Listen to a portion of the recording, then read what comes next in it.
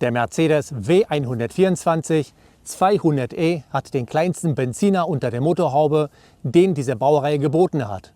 Wenn du sehen möchtest, wie er in der Praxis funktioniert, dann schau dir dieses Video an.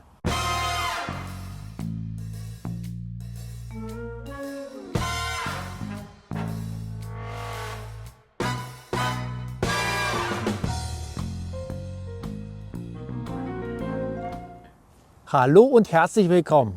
Dieser 200e ist der kleinste und gleichzeitig der sparsamste Benziner, mit dem der W124 ausgestattet wurde. Der M102 leistet 118 PS und 172 Newtonmeter. Er arbeitet in diesem Fall mit einem 5-Gang-Schaltgetriebe. Der 124er ist mit dieser Motorisierung mit Sicherheit kein Sportler. Er hat dafür aber andere Qualitäten, wie seine Robustheit, Sparsamkeit und für einen Vierzylinder eine sehr gute Laufruhe. Hier eine kleine Kostprobe.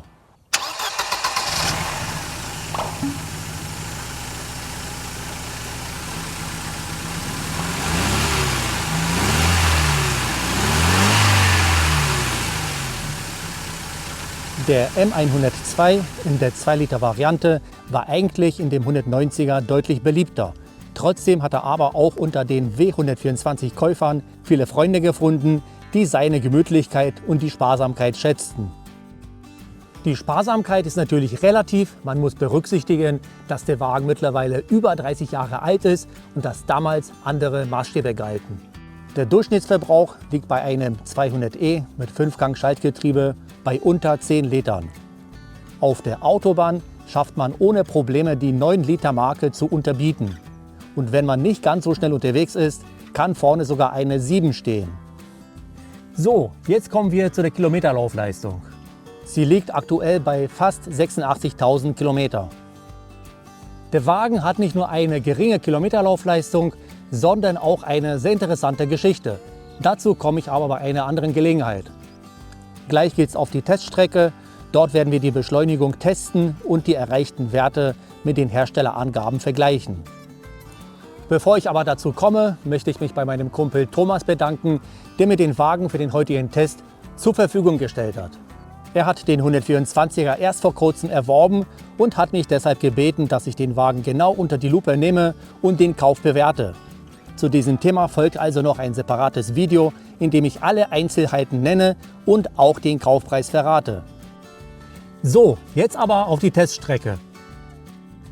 Wie gewohnt werden wir 2 Versuche starten.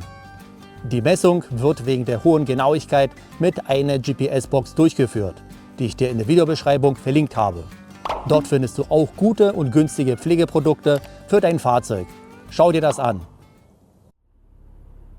So, jetzt starte ich den ersten Versuch. Ei, der Start war aber ganz schlecht. Wir schauen trotzdem, was für ein Ergebnis rauskommt.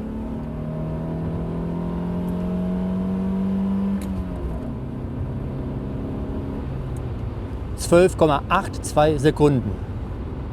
Gleich geht's mit dem zweiten Versuch. Ich hoffe, dass es besser funktioniert.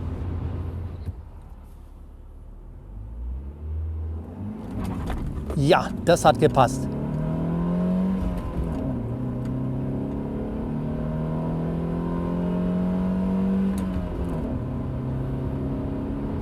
(11,96 Sekunden). Also im ersten Test haben wir 12,82 Sekunden erreicht und im zweiten Versuch lag die Beschleunigung bei 11,96 Sekunden. Laut Herstellerangabe soll ein 200e mit 5-Gang-Schaltgetriebe in 12,0 Sekunden beschleunigen. Das heißt, dass er sich trotz seines Alters immer noch in guter Form befindet.